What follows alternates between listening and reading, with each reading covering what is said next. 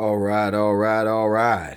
So let's talk about the Mojave Pro Mod because I dumped last night's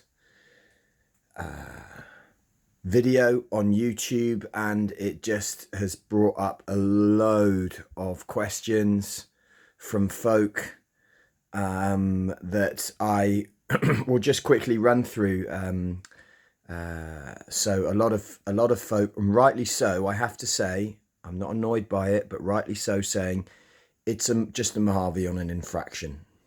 So in essence, yeah, that's what it is. It's a Mojave body that has been modified to fit an infraction. But to modify it, there is, for a start, quite a bit you need to do to the body. So all the skirts need to be cut down, all the wheel arches need to be cut down.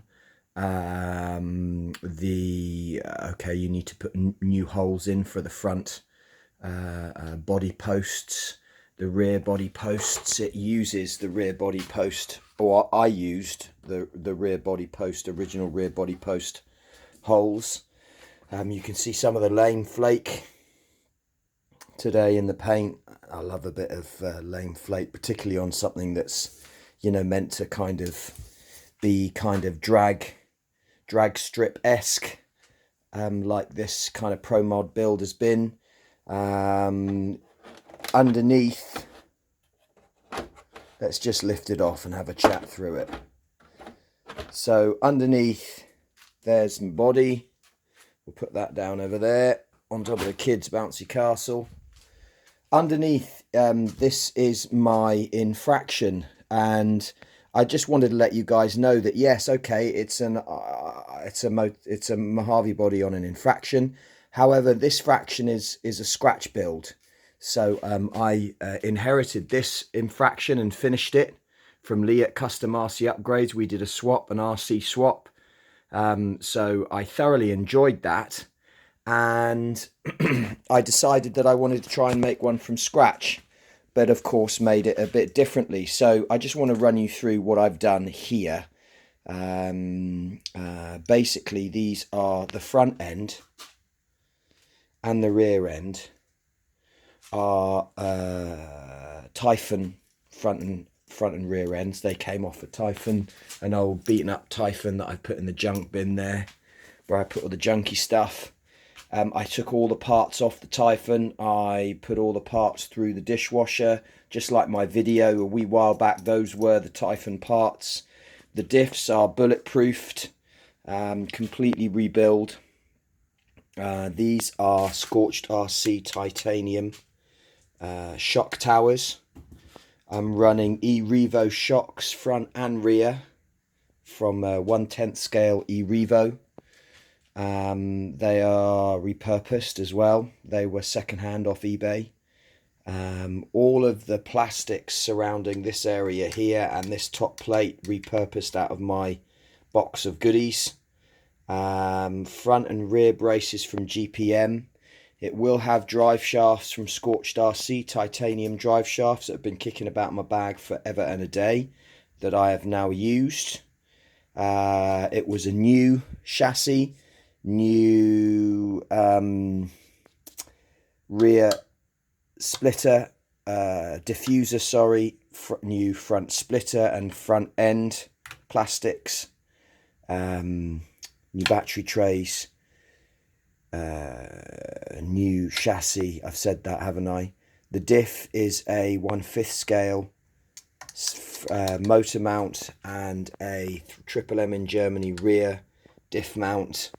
The center diff will be locked. Drive shafts titanium. This is a 1/5 scale or a 56 87, maybe a bit longer, can that will go to a Max 6, and a Savox 1210 waterproof servo, metal servo arm.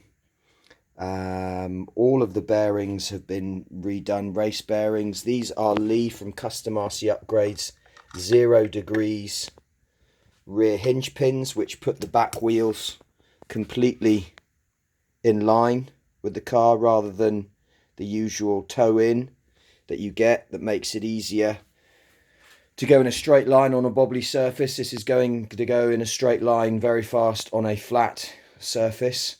I'm still waiting for a few bits, so there are some side skirt pieces here that I'm missing, and I'm also getting some side skirts to come out here to body lock the polycarbonate body in at the sides. And that's about it, really. So yeah, in essence, you know, it is just a Mojave body. If you have an Infraction sat at home that you've bought, you can, with some finessing, you can stick yourself a Mojave body on it. I'll show you the areas now that you need to chop. So you need to think about your clearances underneath the wheel arches. The wheel arches themselves, all of these side skirts need to be chopped. There's normally 3 layers of Lexan or polycarbonate that's here. Those all get chopped off, and that's about it, really. I would advise that you do the chop with a clear body, because you can see underneath it and you can see where all of your bits and pieces are going and what the clearances are. But if you've just got a standard Mojave body, you can chop it just as easy. I use a Dremel. I have a wireless Dremel in there that does all my body chopping. I've got used to using that.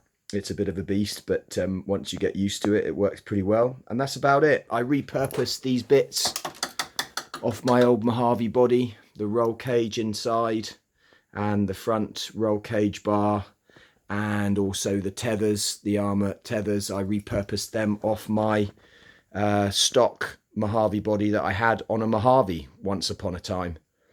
And that's about it, really, guys. That's the Pro Mod. So it's been quite a few weeks of umming and ahhing and getting parts together, and of course getting parts during COVID-19 has been almost impossible, but they have arrived in drips and drabs, and I got some more coming this week.